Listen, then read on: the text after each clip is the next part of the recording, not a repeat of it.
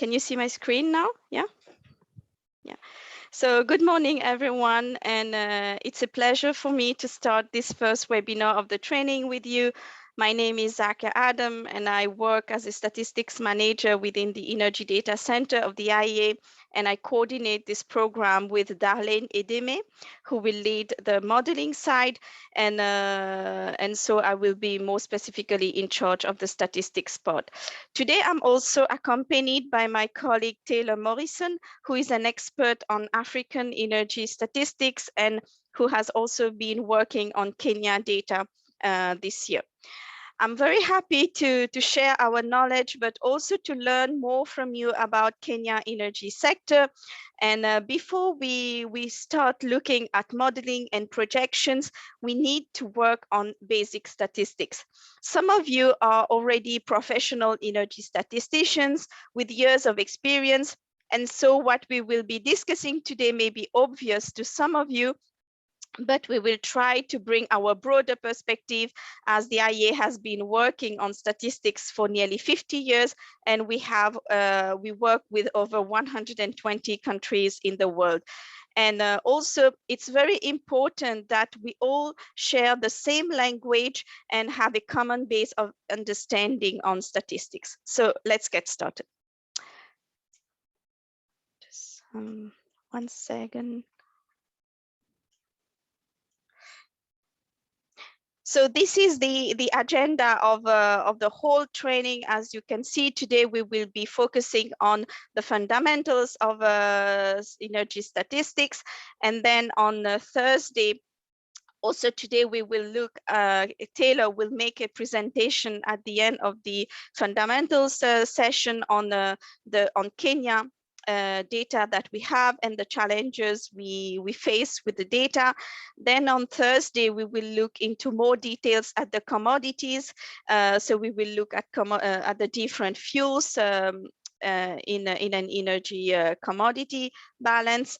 And then next week, we will work more on how to build an energy balance, how to calculate CO2 emissions. We will also look at other energy statistics, such as energy prices and also energy efficiency indicators.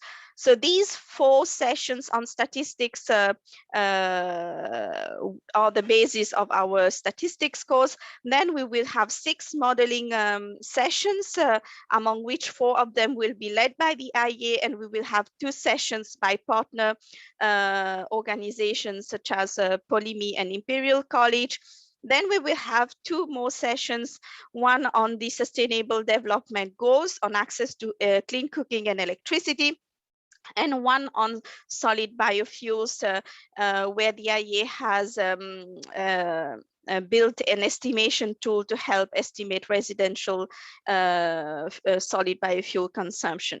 We will end this training with a wrap-up quiz that encompasses all the different topics that we have covered over the course of this training, and we will end with some closing remarks. Before we start with the technical part, let us quickly look at some of the housekeeping rules to make our session today the most effective. So this entire event, as you can see, is virtual, and we will be using the Zoom meeting platform for all the training. We recommend that the microphones are turned off during the presentations to avoid background noise. Also, if you have an urgent clarification during the presentation, please you can raise your hand. Then we will give you the permission to speak, and also do not hesitate to use the Q&A box to send any questions that you have for us.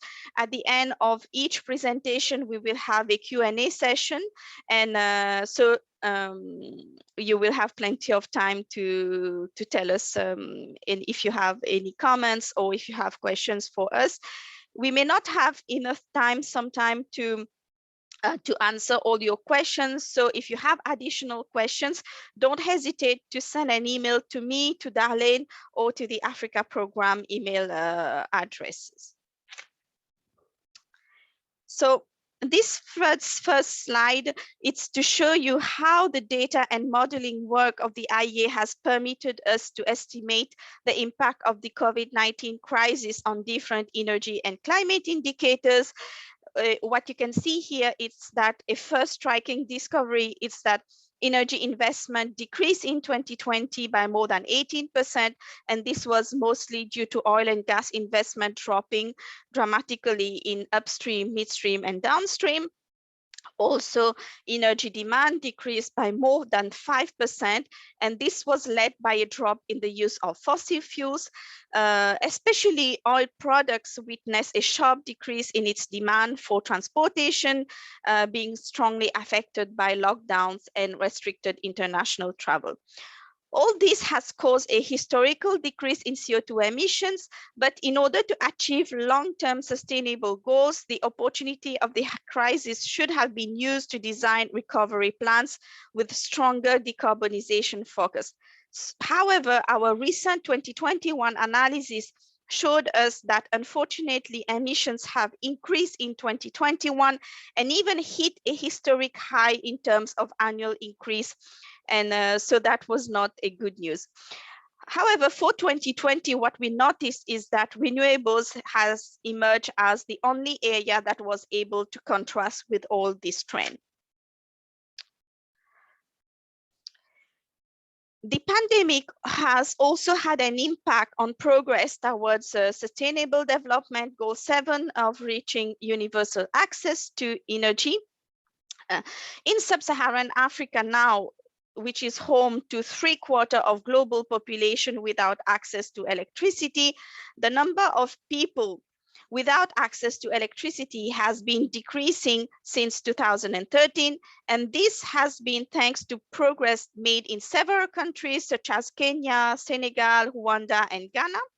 Still, this progress is being reversed as population without access to electricity is set to increase again in 2020. And this is due to several reasons. First, the pandemic has forced governments to shift their immediate priorities to purely emergency measures, and this resulted in a lack of financing available for expanding and improving electricity infrastructure. Then we have private companies deploying decentralized energy solutions such as solar home systems and mini grids that face operational and financial challenges.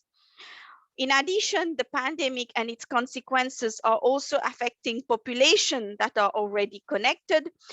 This prevented people from paying for modern energy services, and by the end of 2020, up to 30 million people who had access to electricity in Sub-Saharan Africa will no longer be able to afford basic electricity services.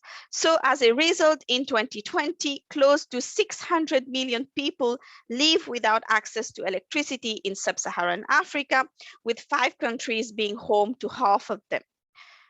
The future is very concerning, and a delayed recovery has seen population without access to electricity increase to 630 million in 2030, a time when Sub-Saharan Africa will concentrate 85% of global population without access. We also see a similar pattern for clean cooking, with population without access growing to 1.1 million by 2030. And while in the immediate future, millions of households in rural and peri-rural areas are at risk at backsliding from modern fuels to charcoal, kerosene, and fuel wood.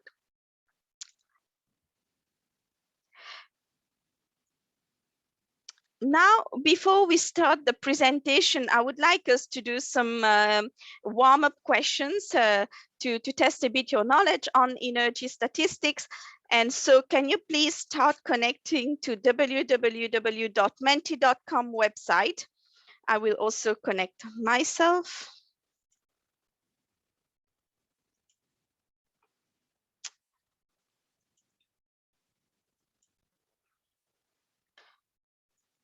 So please connect to www.menti.com and use the code that appears up in the screen. So 25 06 18 and 88. So I'll give you some time to connect and use the code that appears on the screen. I'll try to put it also in the chat box for everyone. So you connect to www.menti.com and use the code 2506 18 and 88. And the first question is, what are the units that are used in an energy balance? So you have 4 possible answers. Is it physical units? Is it energy units? Or do you use financial units, or you don't know? So in an energy balance, what units can be used?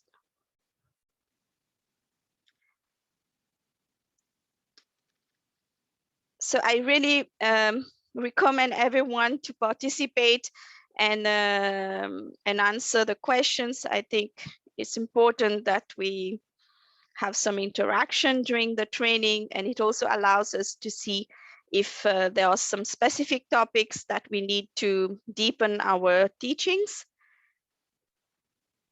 So we have already 10 participants who have replied.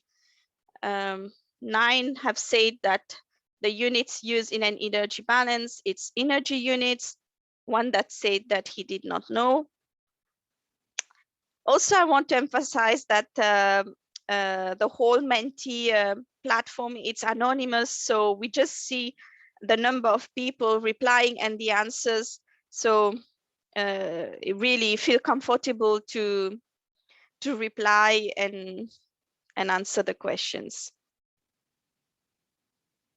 For those who have not yet connected, so please connect to www.menti.com and use the code 2506 18 and 88 to answer this first question. So what are the units used in an energy balance?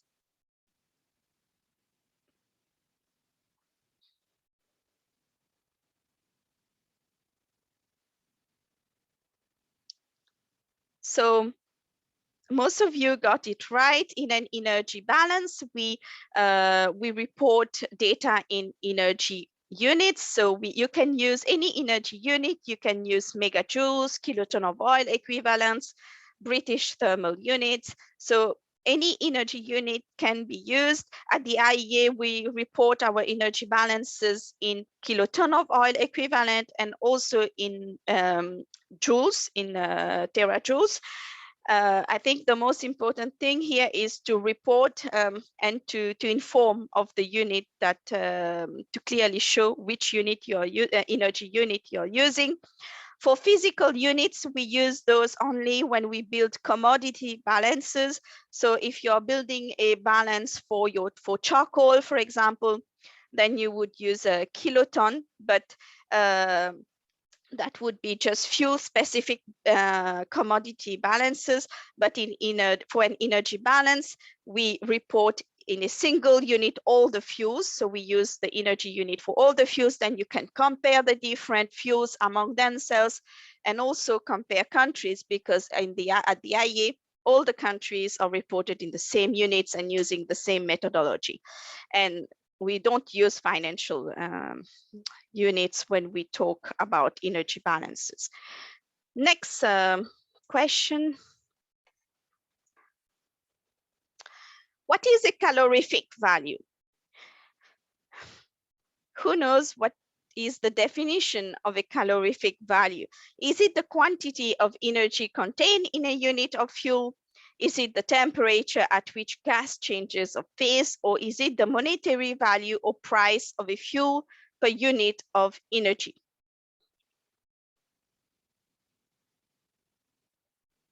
Calorific values are very important in energy statistics. It's important that while we collect data from companies and when we do surveys, we also collect in parallel calorific values. And so during this training, we will have dedicated slides in the training where we focus on calorific values and show the importance of it. So also you need to know that calorific values, it varies over time, it changes. And so it's important that also when countries share data with us, or they also share calorific values, very important. So we have 13 participants who have replied, and all of you got it right. So I'm very happy to see that everyone knows what is a calorific value. And as I said, we will discuss this in more details in the coming training. Let's move to next question. With which institutions do you cooperate for energy data work? So this is an open-ended question. You can write down the different institutions with which you work on data. This is important for us because we would like to know more about how you collect data, how you exchange data, and what are the important entities that you work with. So someone said none, but please tell us if you work with the Ministry of Energy, with some power plants, academia, I don't know. Share with us with who you work. So yeah, KPLC, KNBC, Ministry of Energy, Kenya Power, yeah, utilities, ESPS, EDMS,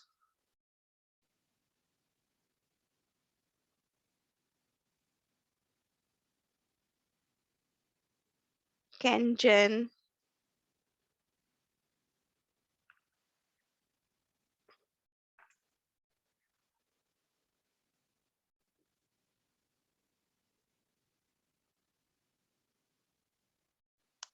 very good. So we have a list of different institutions that you exchange with. Industry, yeah, exactly. Industry associations,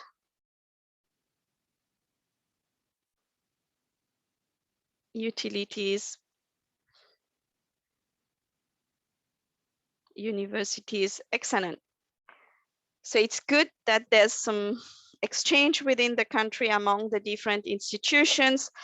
And now that was the last Menti question for this first part. We will do some more later. And now I will start the presentation.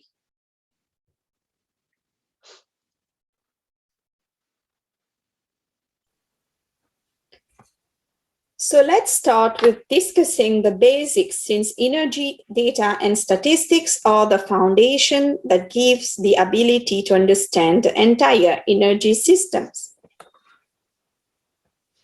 As we all know, energy plays a key role in our economies, societies, and lives. Having reliable and high-quality data and statistics has always been a concern in the statistical community. Still, several decades ago, quality was not as good as today, and there were inconsistencies in the methodologies used. Many organizations were not using the exact same definition and scopes, so there was a need for harmonization for a common framework establishing standards. Today, the framework exists. It is the IRIS. It enables us to speak the same language. It is a comprehensive framework on the scope of energy statistics, classifications, units, methods, data collection, institutional arrangements, quality assurance, and dissemination. The IRIS has been approved by international organizations. In the early 2000s, the IEA undertook an initiative to organize a group, the Inter-Enerstat, composed of various regional and specialized agencies active in energy statistics. This group acts as the secretariat for the IRES under the UNSD. It provides comparability of production, transformation, and demand flows over all products. The IRES has been adopted by most international organizations, including in the African continent, the AFREC, and the West African Economic and Monetary Union. As having reliable and harmonized data is key for analysis and decision-making, we advise all countries to refer to the IRES for their statistics. How do we structure energy data to get a picture of a given region or country? The key split is supply and demand. In the supply side, first you have the production in the country and from other sources. Then you add imports and you extract exports. You can consider international bunkers. There are several methodologies for this and stock variations. As you can see, for stocks, you have arrows in both ways. Stock levels are a very important indicator in data analysis. On the demand side, you have first the consumption by the energy sector itself and for transformation. For example, for refinery, you have the transformation that is converting crude oil into gasoline. You also have the industry own use processes like the steam crackers to create heat. Second, you have the consumption by end-use sector broken down by industry, transport, residential, commercial, agriculture, non-energy use, and many more.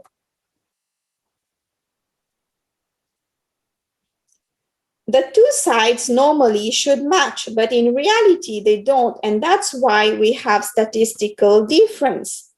Statistical differences can show the data quality and therefore is a very useful indicator. So statistical differences can have a meaning by themselves. This breakdown by supply and demand work for several levels at a country level, but also at aggregated regional levels. In which units shall we treat energy data? We need to agree on a common language. We all know many energy units. If in volumes, there are liters, cubic meters, barrels. In mass, there is grams, tons, pounds. And in energy units, you have the ton of oil equivalents, ton of coal equivalents, you have joules, watts. So we need to express information in energy units, and to do so, we have to convert from physical units to energy units using a conversion factor, which is the calorific value. The calorific values represent the heat obtained when the fuel is combusted. It is an indication of the quality of the fuel. The higher the calorific value, the higher the energy contained by unit of volume per weight.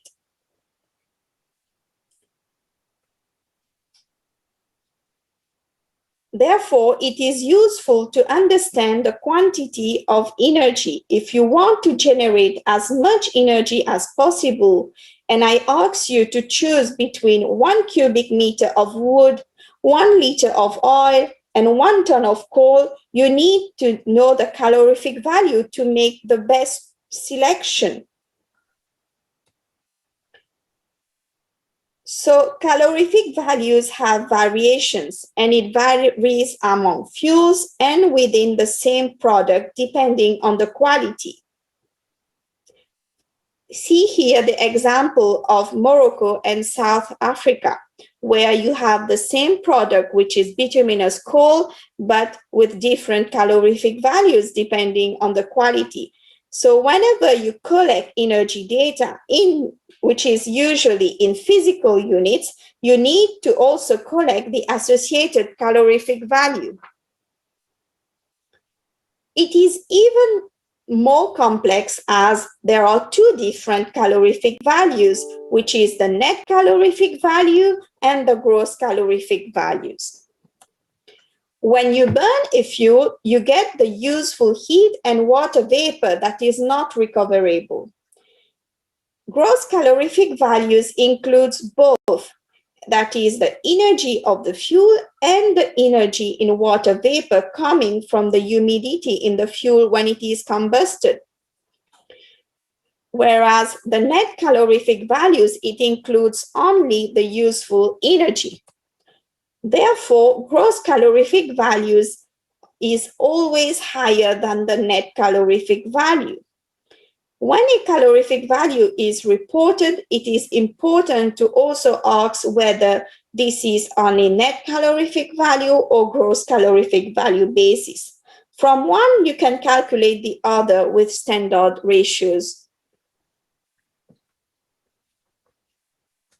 Now, let us look at an example. When a country reports its energy data, it is usual to give one unique number for the physical quantity and one unique number for the calorific values. Here, let's take the example of a country with two fields of gas. Each field has a different calorific value and produces different quantities of gas.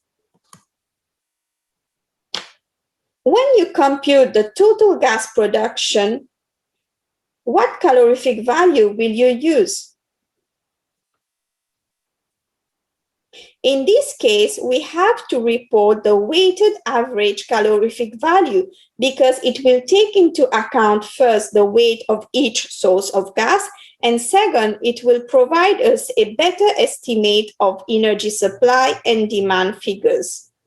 Wrong net calorific values could bring to statistical differences, over-reporting or under-reporting in energy units.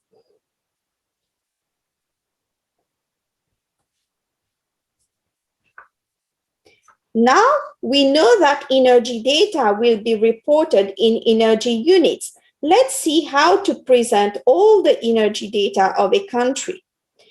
At the IEA, we use an energy balance. In the energy balance, all the flows and energies are represented in a single table, and everything is reported in a unique unit, which is the KTOE, kiloton of oil equivalent. You can choose another unit, but you just need to specify it. The energy balance is structured as such. First, in the rows, we have the flows, which is first on the top part, you have the supply. Then you have the demand, which includes the energy sector own use by a refinery. For example, you have the transformation, for example, from gas to electricity, from crude oil to oil products, and you have the end use consumption.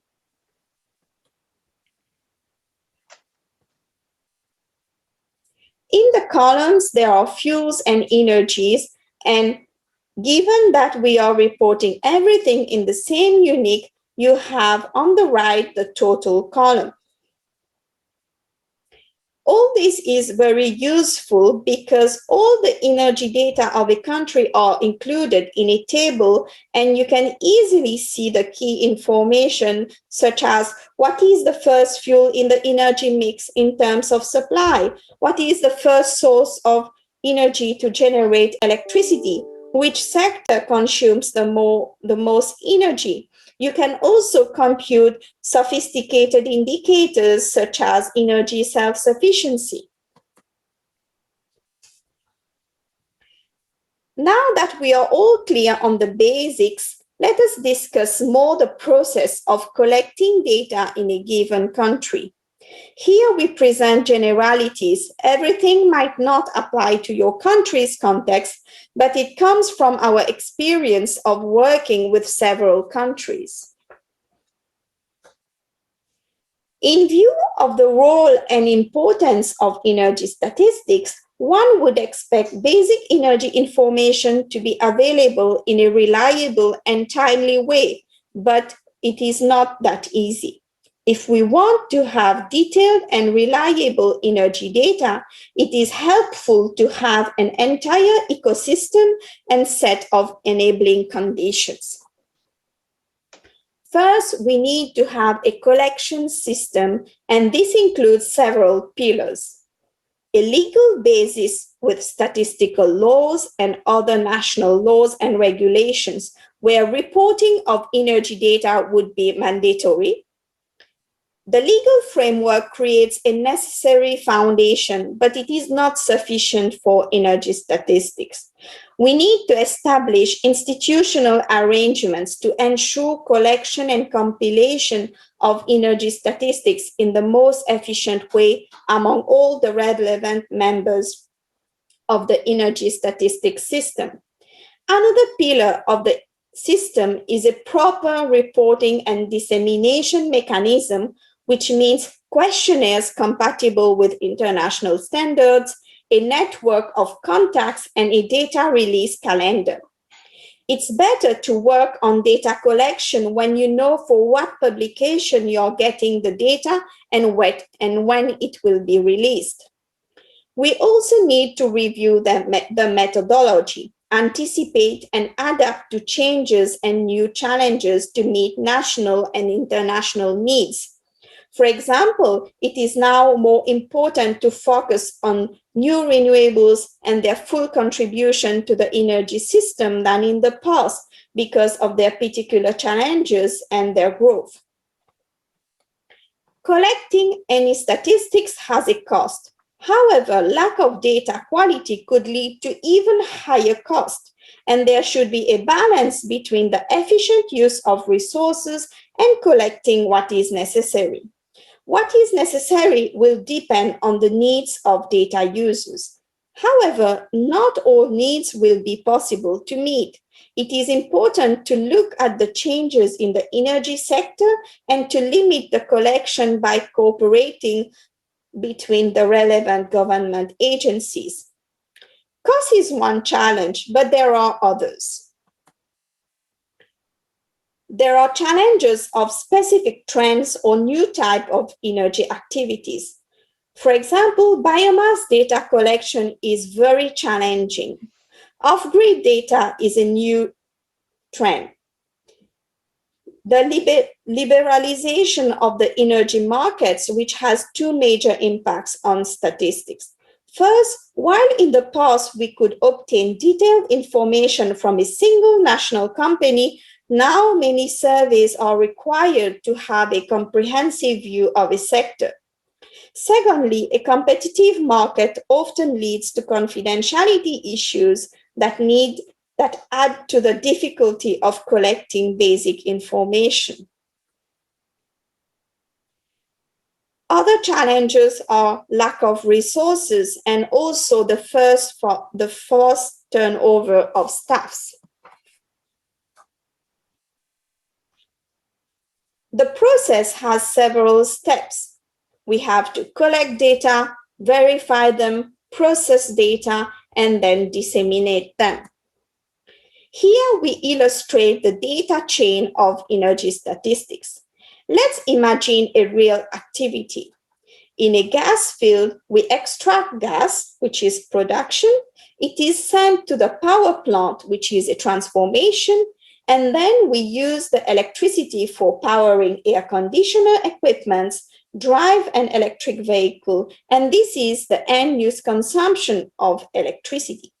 The data for all of these activities needs to be collected, and this step is called primary data collection. This is where you might be involved. That is, discussing with the utility that reports the quantity of gas used for power generation, conducting the surveys to households to understand how many air conditioners they have, looking for information on the consumption and efficiency of an air conditioner, etc.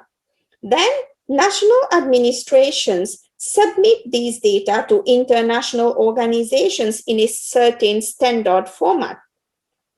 For the IEA, it is mainly the energy balances.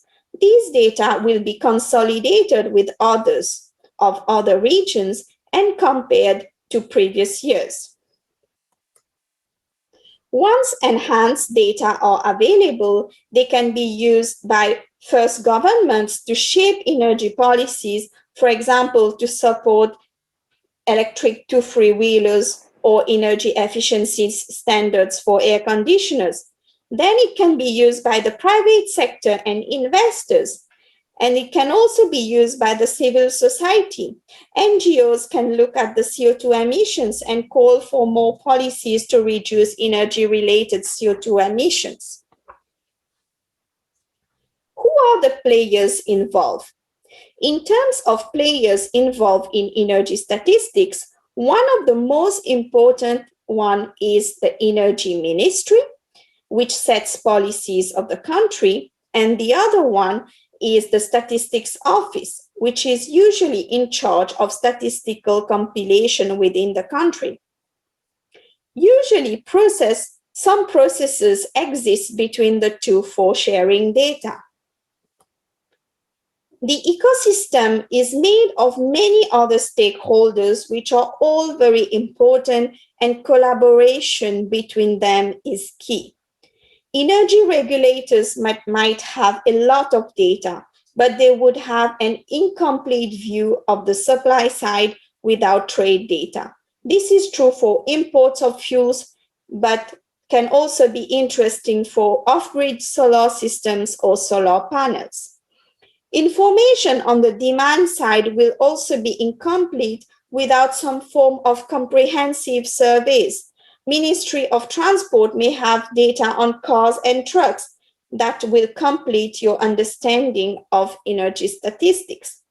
The Statistical Office and Energy Ministry can then hold large amounts of data, but further collaboration is needed to make sure that appropriate outputs are disseminated and used accordingly, and that the right institutions are involved at each stage.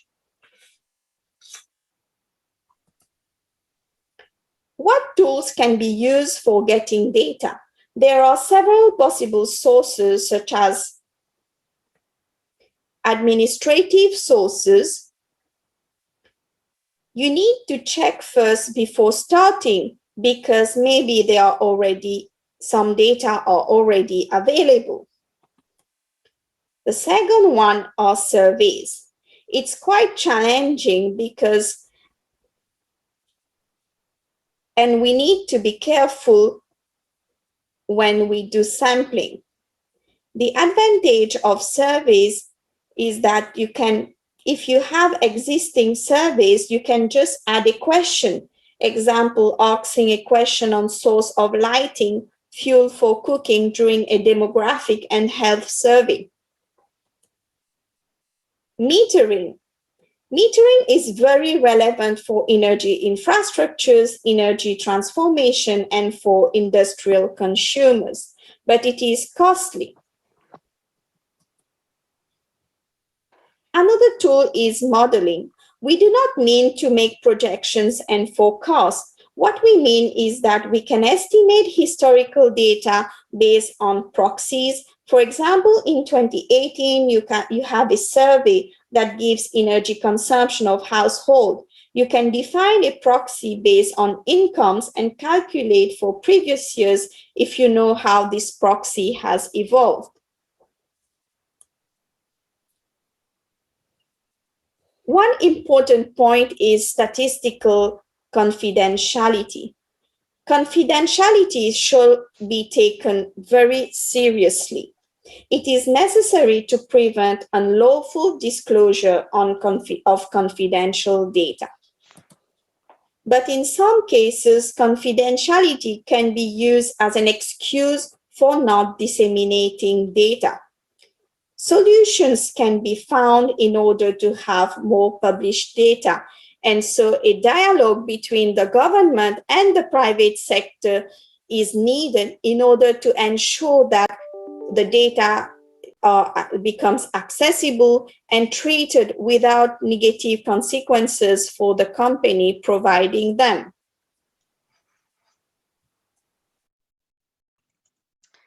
And now I will pause here to take some questions. If you have any questions on the first part of this presentation, don't hesitate to send it to us in the question and answers box. I see that we already have 2 questions. The first one from Fatuma Loho. Where can I get notes and reference materials of the IEA? So here, I don't know, Taylor, would you like to take this one? Or we can also write down and put some links here. Sure. So the materials for this workshop will be shared with participants. And in terms of general resources, so we have a lot of free data and tools available on the IEA website. So that's iea.org. And I can send specific links that may be of interest, but we have manuals for energy statistics, including the international recommendations of energy statistics on the website, as well as energy balances, energy statistics manuals, and if you have any specific things that you or reference materials that you would like to see, I can point you in that direction as well. Thanks, Taylor. So regarding the training itself, we have already shared with you a link to a Google Drive where we already started putting materials. So we are sharing all the presentations, but also the handbook with the exercises. So today we don't have an exercise session at the end, but on Thursday, we will have a session, an exercise session. So I really recommend you to take a look at the material and try to practice the exercise. Regarding the other materials in general, so we have a statistics manual that Taylor will send the link, but we also have the IRES, the International Recommendation for Energy Statistics. This is the Bible of energy statistics, and we all follow these guidelines. So if you, it's very extensive, and I'm sure that it will be useful to anyone who has not yet taken a look at it. We have another question. Are there international standard units for ease of comparison? So I think here, the Lee Okombe, you're referring to energy balances when I discuss we have to make a choice of the energy unit for showing the energy balance. So at the IEA, we use the terajoules and ton of oil equivalent, but I think it really depends on countries. You can use British thermal units, you can use a ton of coal equivalents, watts. As I said, the most important is to clearly state which unit you're showing your energy, because conversion from one energy unit to another energy unit, it's a direct conversion. You don't need calorific values. So it's very easy to compare whatever energy unit you choose. The difficulty comes with the physical units, where you need calorific values to convert from physical to energy. And so different countries use different calorific values, as I said, because of the quality of data of the fuel. So from physical to energy, it's very, very important to use the correct calorific values. But I think in energy, for energy balances, it's much easier to make your own choice depending on your country's what you want to show. I don't know, Taylor, if you want to add something on this. So in the international recommendations for energy statistics, they do recommend joules, but as Zakia said, 1,000 tons of oil equivalent and other energy units are also fine. And it is just important that you clearly specify, because once it's in the balance is in energy units, it's pretty easy to convert between them because it's a standard conversion. Yeah. We have another question from the same person. One of the challenges that we experience in Kenya when collecting data is aggregation of data by sector, example, manufacturing. From your experience, how can we improve on this? So here, it's true that we, even at the IEA, when we receive data from countries, we see very often for final energy consumption, data are aggregated. Sometimes in the industry sector, we don't get the subsectors. So how much is cement, paper, pulp, or iron and steel consuming? And often countries also report in non-specified industries. So then we don't even get an idea of the different sectors. So this is indeed an issue also for residential sector. We don't know how much is residential, how much is commercial and services sector. For me, the way to improve this is to collect a more disaggregated data by having surveys that are more specific. But we know that this is costly and it's not easy to change surveys, to often change surveys. So yes, it's a challenge.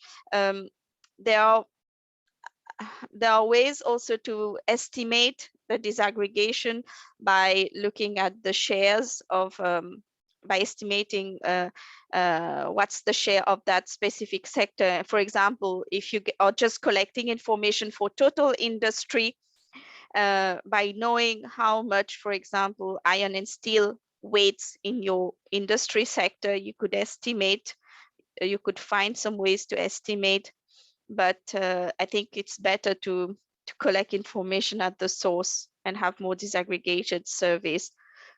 Would you like to add something on this, Taylor? No, I think that was well said. And I guess I would add that you can also make sure that your surveys and when you reach out to manufacturing companies, that the data that you ask for covers a wide variety of topics, so yeah, that you are able to estimate from there. So for instance, they may not have data available on the electricity consumed, but they may have utility bills that they could share with you, for example. So there's robust ways to estimate data from other sources if you're able to get the primary data. There's another question from Mungai Kiara. Most likely we may cover this later on, but you have mentioned that we can use energy balance to calculate energy self-sufficiency. May you please highlight how this is done? So energy self-sufficiency, it's how much a country is self-sufficient. So how much do you produce yourself? And so it's calculated as production over total energy supply.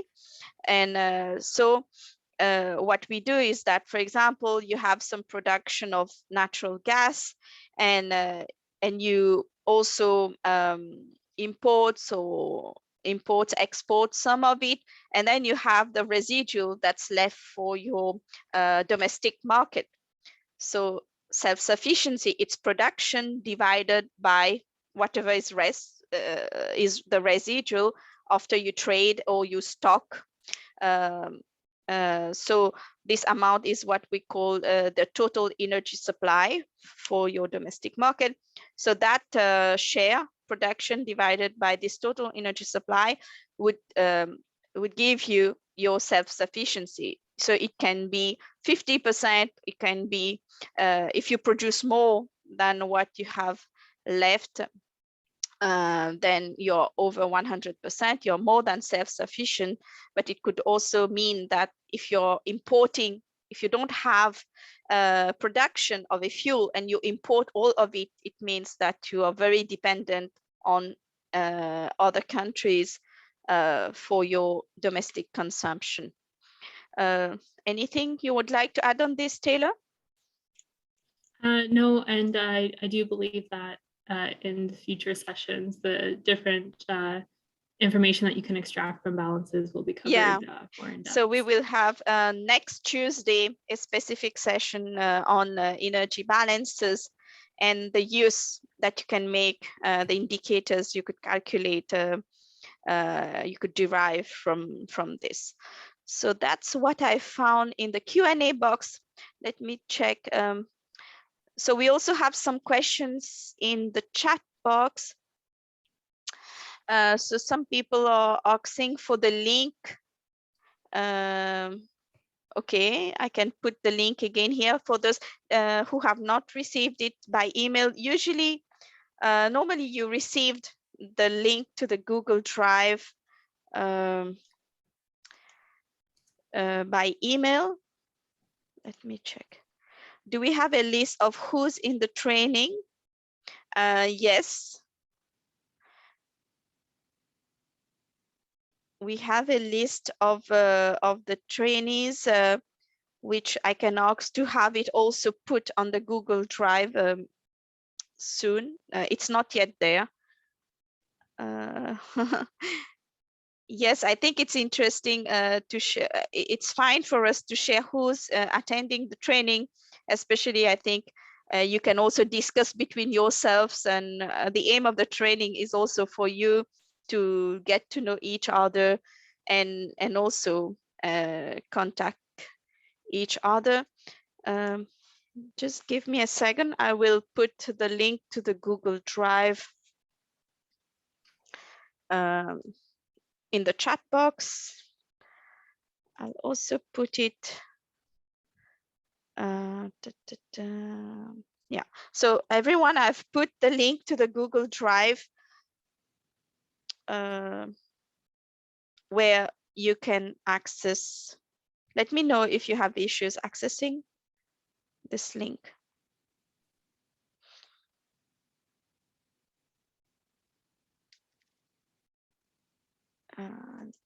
If you have any other questions, don't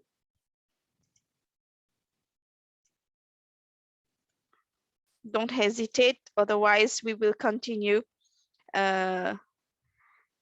with the rest of the presentation. Thanks, access. So very good. So Anne managed to get access. So I guess the other participants as well. So you will see now in the Google Drive, I've already put the statistics sessions. My colleague Darlene will put the modeling sessions presentation soon. And you have the Excel file for the exercise session, as well as the PDF of the handbook that contains also the solutions to these exercises. Try to do the exercise by yourself, and then when we do, I will do the correction live on Thursday for the first exercise, and you can ask me questions. If you do the exercise, you can also send it to me by email, and I will be very happy to make the correction and explain to you if you have questions, or if there's something that you didn't understand. In previous countries trainings, many participants were sending me their exercise by email before the session. You can also do it after if you redo it yourself, but I'm very happy to exchange with you separately by email on the different exercises if you have any question. So Taylor has shared in the chat box some resources to access some material on energy statistics. So she put the manuals, not yet the IRS, the link maybe to the IRS, Taylor. The IRS is on the manual website page, along perfect. with our energy statistics manual. So you have everything now. So maybe so that we don't lose too much time, I will continue with the presentation. But before this, let's do some Menti again.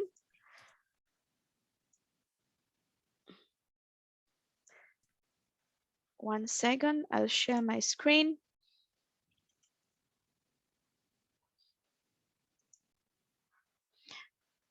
Okay, So can you please connect again to www.menti.com and use the code that appears up?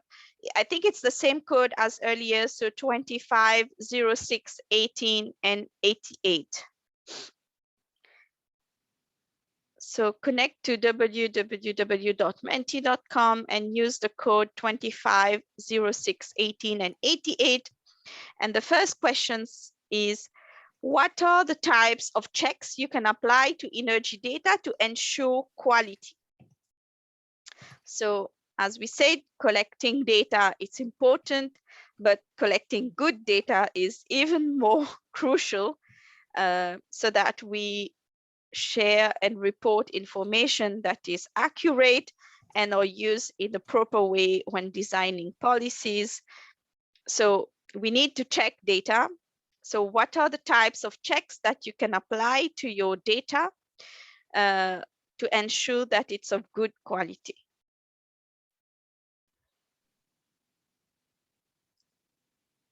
So it's an open-ended question. You write down what do you think, what are the types of checks that we can do to ensure good data quality?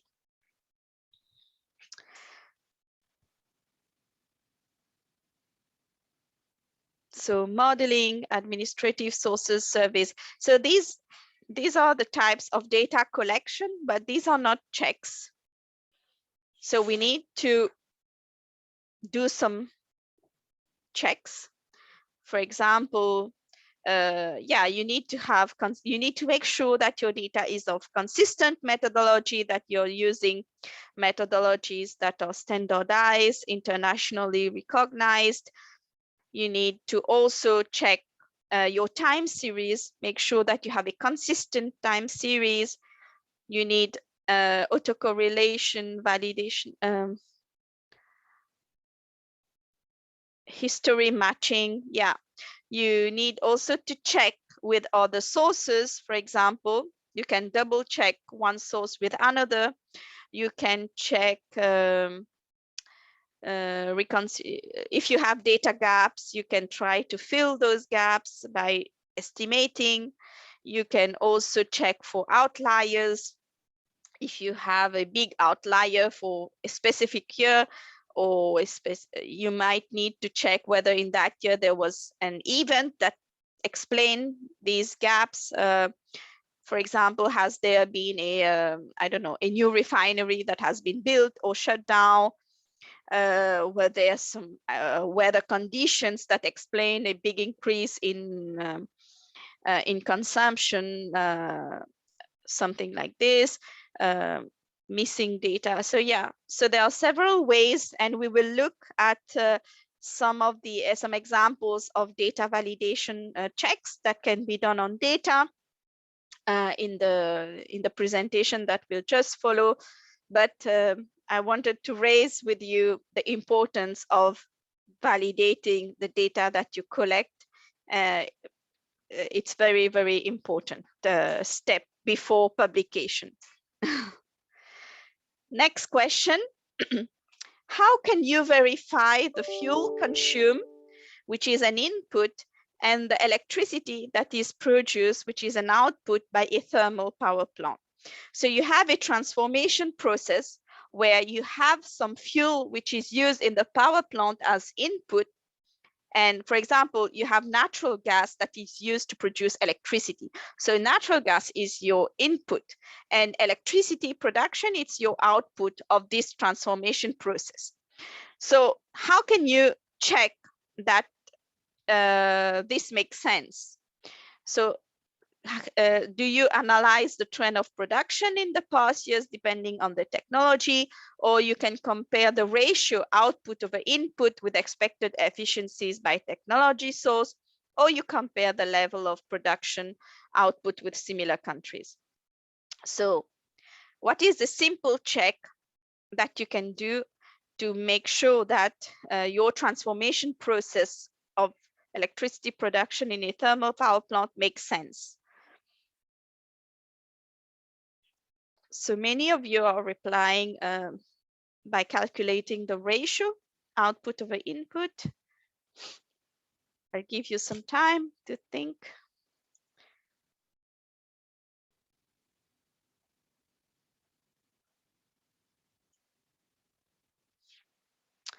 So very good. I think most of you got it right. So the best way to check this transformation process is by calculating the efficiency of the thermal power plant. So depending on the fuel and the type of plant, you have different ranges of efficiencies. So by calculating your production divided by your input in the same energy unit, you can see whether your efficiency makes sense. If you have an efficiency of over 100%, then one of the data, either the input or the output, is wrong.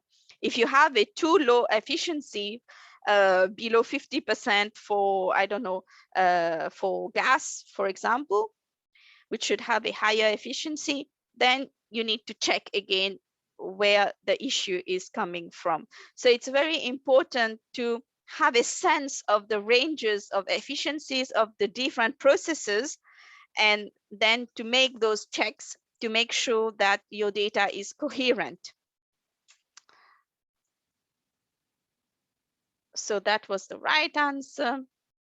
One last question for today. What is the efficiency of a traditional earth kiln to produce charcoal? So is it around 80%, around 40%, or around 20%? So here we are talking about traditional earth kiln, not the improved ones, the modern ones that we have nowadays. But just for you to get a sense of how much wood do you need to produce 1 kilo of charcoal in a traditional earth kiln.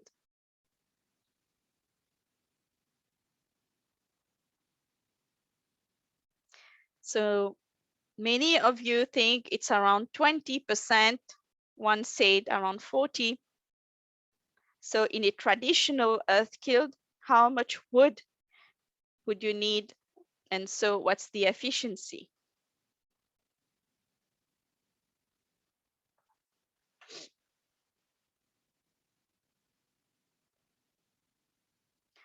So here, most of you got it right as well. So in a traditional earth kiln, you need 10 kilo of wood to produce 1 kilo of charcoal, and the efficiency is around 20% only.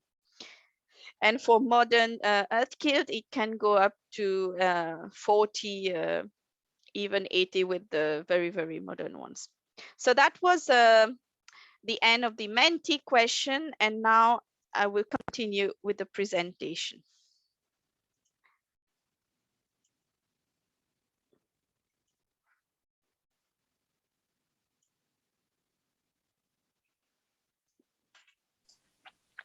Let's start with a summary of the recommendations to establish an energy information system.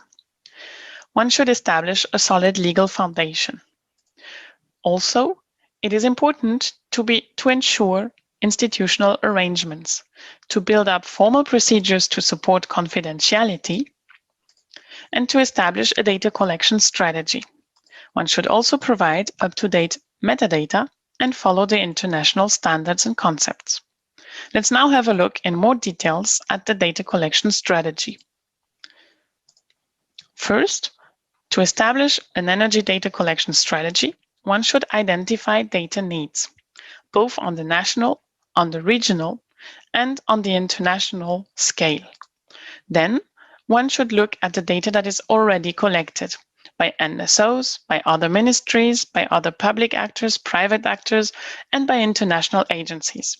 Once these are compared, we will be able to identify data gaps, which are the data needs that are not yet collected with the proper requirement levels. That could be on frequency, on level of detail, on definition, etc. Then it is possible to establish a strategy to collect the required data and include it in the national data strategy. This should include a legal framework, the allocation of resources, and the procedures for data collection and validation. And this is what we will have a look at now, the data validation. Data validation is important to ensure good data quality. And data quality is defined with 5 main aspects. First, relevance. The statistics should meet the needs of the users. Then, they should be accurately and reliably portraying reality. They should be released in a timely and punctual manner and be consistent internally over time and comparable between regions and countries.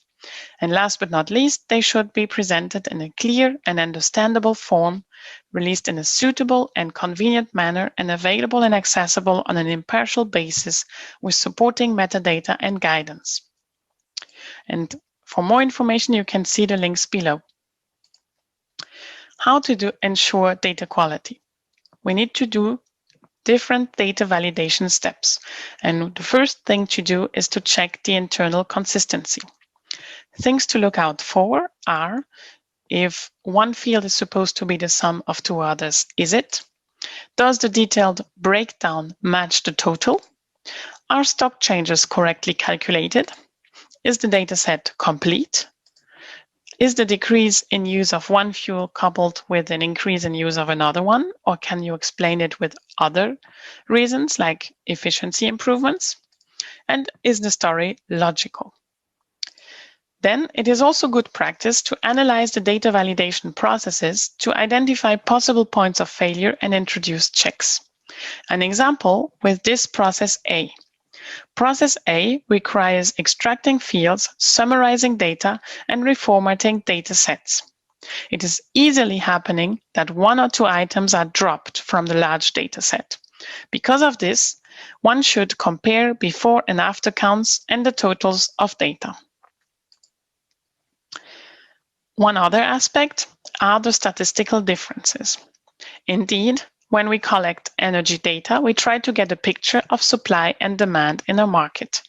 And in economic theory, we would expect that with an equilibrium, supply is equal to demand. The supply is how much is available to the internal market. The demand is how much was consumed in this market. In practice, as measuring supply and demand comes with challenges, and often we have different sources for the both sides, there can be a difference, which is the statistical difference, the difference between supply and demand.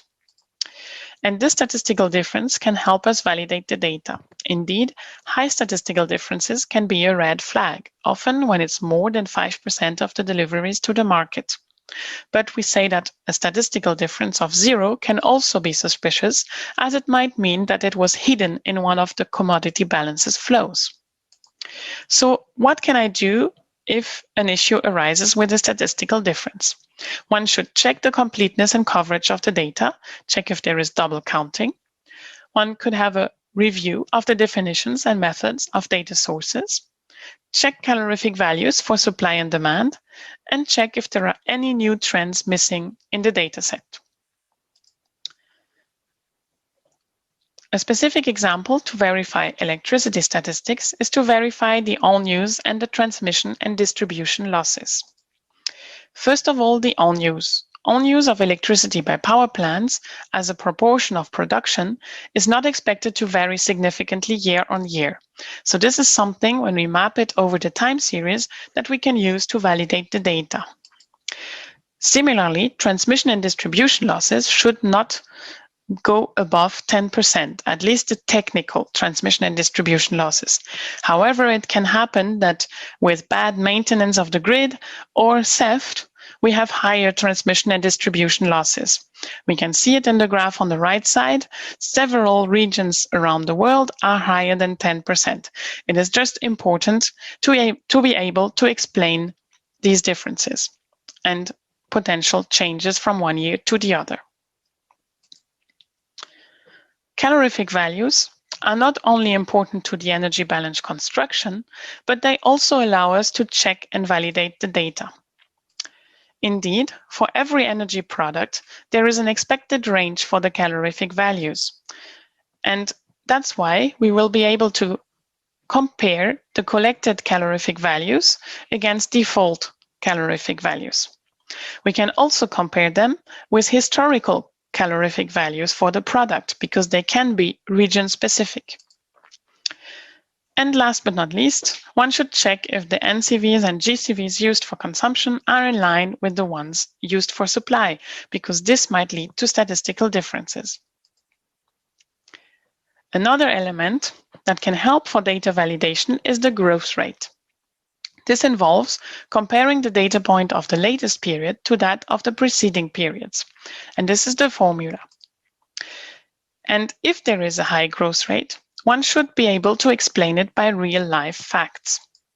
When seasonality is strong, or we are dealing with monthly data, it is often more useful to compare the current months with the same months of the previous year. And in general, this strategy is very useful for production and consumption, but less useful for stocks and trade. Breaks in time series can happen. You can see two examples on the right side in the graphs. However, we want to aim for a consistent time series. And if there is a break in time series, we want to be explaining it and to avoid unexplained breaks in the time series. Breaks in stocks are rare and should be investigated. And in general, certain flows are consistent over time, where then a sudden increase or decrease will raise a red flag. One example is the refinery intake graph on the right side on the bottom. Here you see that for 1 month, April 2005, we have a very small refinery intake. And for 1 month in December 2005, we have a very high refinery intake. While the first break in time series can be explained by maintenance, for example, the other one is more difficult to explain. And this is something that one should check, because usually refinery intakes stay quite constant at constant levels over time. Now let's have a look at transformation efficiencies. These can also help validate the data by looking at the relations between the input and the output. Indeed, for every energy transformation process, there is an input and an output, and there is a relationship between these two that will depend on the technology used. The efficiency will be calculated by the total useful output in net energy units divided by the total input in net energy units. For an example here, you have 2 inputs A and B and 1 output C. The efficiency will be calculated as C over A plus B, whereby the inputs and outputs need to be both in the same energy unit and in the same energy form. This efficiency then needs to be checked against the expected ranges for that process and technology. An efficiency larger than 100% is implausible, so that would be a first red flag. And then we will expect efficiencies to be within a certain range depending on the type of plant and the fuel used. They can also vary widely depending on the state of technology. A very old power plant will be less efficient than a very new one. And in general, efficiencies do not vary significantly from year to year as technology upgrades are time and capital intensive. Here is an example of the expected efficiency range, but this is very much country and technology dependent. So don't worry if you have an efficiency outside the range. It's just good to double check and to see if you can explain this difference. Another element to verify the data is to check if the data set is coherent. Are we able to explain trends in data sets? To do that, we can verify the data is coherent with certain related trends. For an example, we have here in Sub-Saharan Africa the increase to access to electricity. And this is also visible in the increasing electricity generation. So here the two data sets are coherent. Then certain patterns may also be fuel specific. For example, natural gas demand and storage is linked to weather patterns. Hydroelectricity production is affected by rainfall, etc. Then one should also check if the data match related data collected through different sources.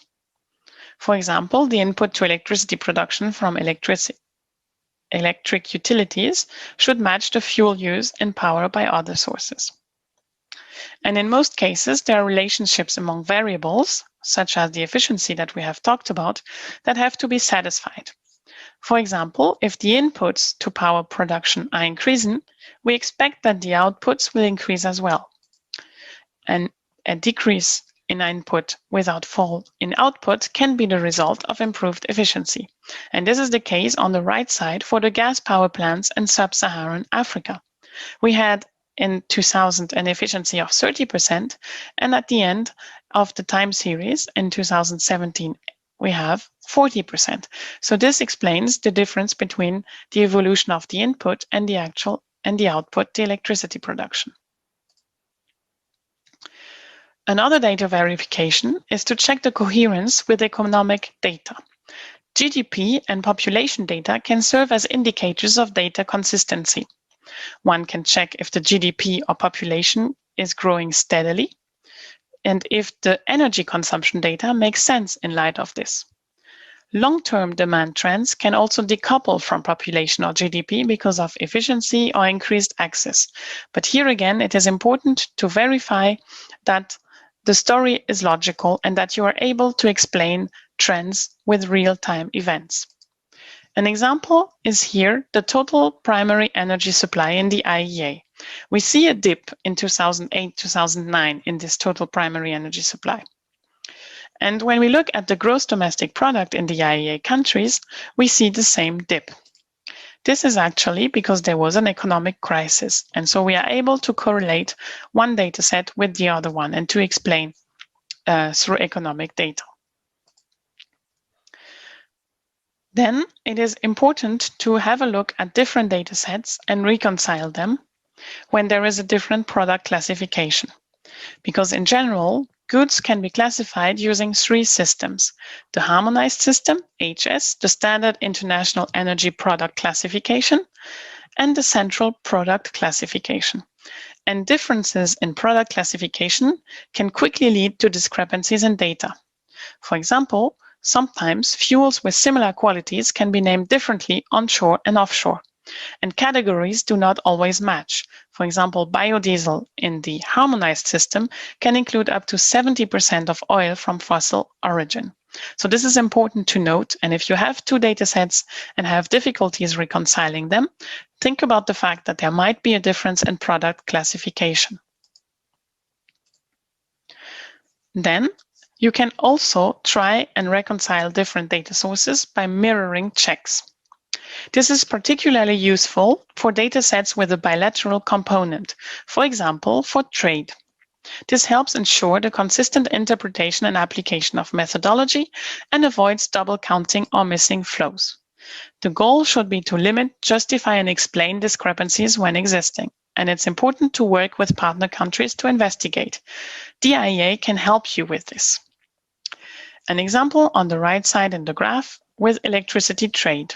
Here we see the electricity trade reported on the one side from country A, from country A to B, and on the other side in red, as reported by country B. We see that they were quite consistent along the time, and then around 2013 something happened and there was a big discrepancy between what both reported. So this is something where we would go back to the country and ask. Discrepancies can arise when we deal with trade data because of different methodologies, for example, physical flows versus contractual flows, or the country of origin destination might be changing. Then there can also be a problem with timing, and different countries may have different definitions. That's why detailed and transparent metadata is essential. Then we can also verify coherence when using monthly and quarterly data as an extra to the annual data. Indeed, good quality monthly data can be a tool for data validation as well as is key for energy security purposes. We see here on the example for LPG across the years that the monthly data had always been quite consistent with the annual data, except in 2016. So something to look out for are revisions and different definitions or coverage due to timing constraints. Again, in the example, the monthly data was always a little bit lower than the annual data, which points to different coverage, maybe timing constraints, because it's easier to have all the data for the annual, which is later on than for the monthly. However, in 2016, something happened because we have a much bigger discrepancy. So that would be something to query. Last but not least, if countries are not in a position to meet the accuracy and timeliness requirements, they can produce provisional estimates. However, note that these are based on less comprehensive data content. So what to consider? It is preferable, of course, that almost all data are real observed data. Estimates should only be used for flows and products that represent a small proportion of the balance. And they should only be used for a short time whilst a system of data collection is being established. Strategies will depend on whether the data needs to be systematically estimated or if it's only missing exceptionally and you know that it will be provided later on. Whenever a data point is estimated, this should be clearly marked and defined in the metadata. In general, we will ask the following questions when we estimate data. Is someone else already collecting this data or related data? This would avoid the time needed for the estimation. How important is the flow or product? This will tell you how much resources one can put into the estimation. Is it correlated with another flow for which there is data, which could help you to derive the data from that flow? Is there a seasonal or historical trend that can be used for the estimation? Why may this period be different? For example, have a look at the heating degree days for space heating. Can market trends be used as an indication or input for estimation? Last but not least, we will describe how the data validation processes are done at the IEA. An overview of how the data is processed and validated at the IEA is first, we will receive the data. Then we will process it, look at the inconsistencies such as the breaks in stocks, negative values, errors in sum, etc. Then we will do some time series checks, consistency, balance checks, seasonality and outliers, calorific values, and iterate with our data providers on these two types of checks. If we receive new data, we reprocess and we recheck the time series. Then we will have some more checking and peer review, where outliers and seasonality will be checked again, and then the database is frozen. And finally, we will disseminate our data.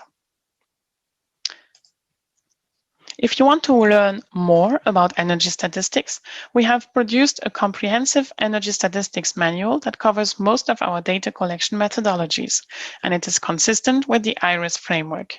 It is available in 10 languages, and you can download it free of charge. Furthermore, we have talked about it already, the international recommendations for energy statistics are available on the United Nations website. And we have also some manuals for indicators and policy making that are available on our website. The IEA data products include data services for purchase, but also free products on our website, including the keyword energy statistics, a data browser for data and statistics, the energy balance flows in form of Sankey diagrams, etc., etc. I invite you to have a look at our website.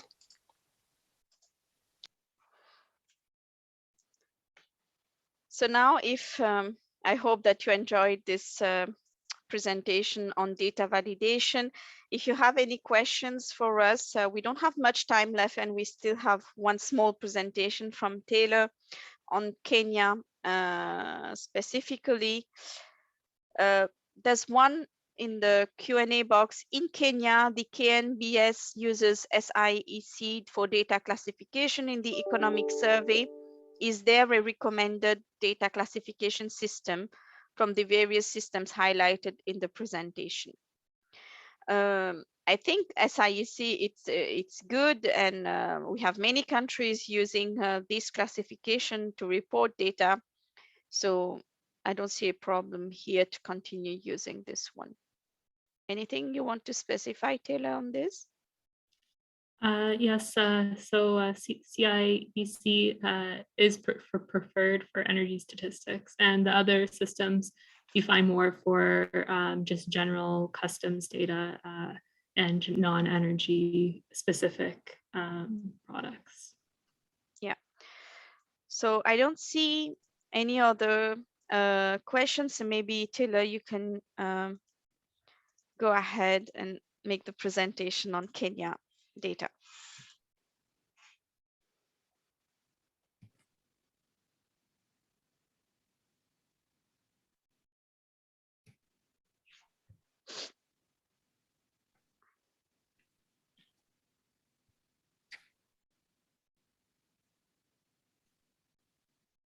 Okay, can everyone see my screen? Yeah. Okay, so thank you everyone for being here this afternoon. As Zakia said, my name is Taylor Morrison, and I work at the Energy Data Center of the IEA, and I'm responsible for preparing the energy balances of several countries in Africa, including Kenya. So this presentation is just a brief overview of the current data that we have for Kenya, as well as the challenges that we face in data collection.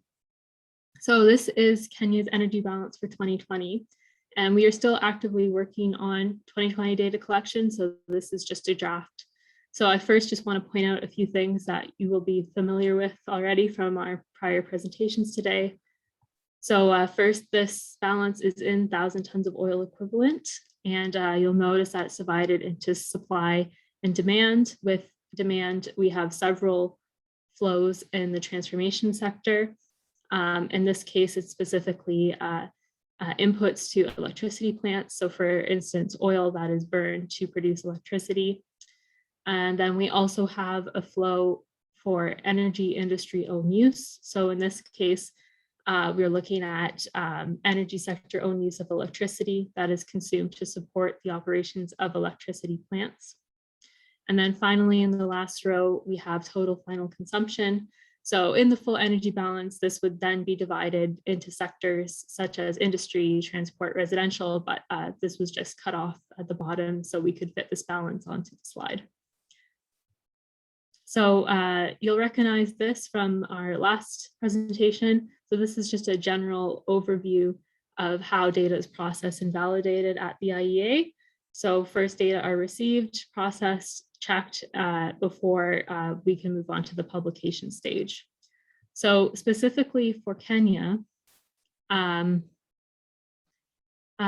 first we received data from the Kenya National Bureau of Statistics and the Kenya Power and Lighting Company, which I recall many of you also work with from the Menti earlier this morning. And we also collect some data to help support our estimates from the International Renewable Energy Agency, the Food and Agricultural Organization, and the International Civil Aviation Organization. So for processing, the main things that we're looking for Kenyan data is if there's any data missing in the reports. So if we need to further increase our coverage of the energy balance, then it may be the case that the sources do not contain all the data that we are looking for. It may not always be in the IRES methodology. In some cases, we have the issues of fiscal versus calendar year data. So the IEA works on a calendar year basis as opposed to fiscal year. And there's also, we have the issues with missing metadata. So it helps if we have metadata in order to support data verification and integration. So currently for collecting, in the process of collecting and preparing the Kenyan energy balances, we're currently at the time series check. So data has been collected and processed, and we are working on contacting the different national experts in order to clarify some issues and improve data quality where we can. So this is the energy balance again, and this time I will show you the different sources that contribute to the different areas of these balances. So for the majority of the balance, we use data provided by KNBS. And so they produce and publish very detailed energy statistics in their economic survey. And this economic survey also uses data provided by KPLC. So we also draw directly from the KPLC annual reports for details such as electricity consumption by sector, as well as details such as the division of electricity production between main activity producers and auto producers. You'll also notice here that we have IEA estimates for biofuels and waste category. So there is not a lot of data available on solid biofuel production and consumption in Kenya. So we are currently relying on IEA estimates and models, but we are actively working to improve this data and find real data where available, as well as to improve our models using expert opinions. And the final thing that we estimate is fuel input to electricity plants. So that data is currently not available. So we are able to estimate it using the electricity output that is published by national sources. So we need your input to help us improve our balances. So if you have any data that you'd like to share, or just general input, or want to open a discussion on any of our data points, or would just like to have a closer look at our data, please do not hesitate to contact us. You can reach me and my team at wed@iea.org. Thank you very much, Taylor, for this presentation on the Kenya energy statistics. And again, as Taylor mentioned, if you have any data source that you see that we are not using and that could be useful to have a better and more complete picture of the Kenya energy balance, then please don't hesitate to get in touch with me, Taylor, and we will be very happy to get back to you. And also regarding solid biofuels, as you have seen, we are estimating everything, and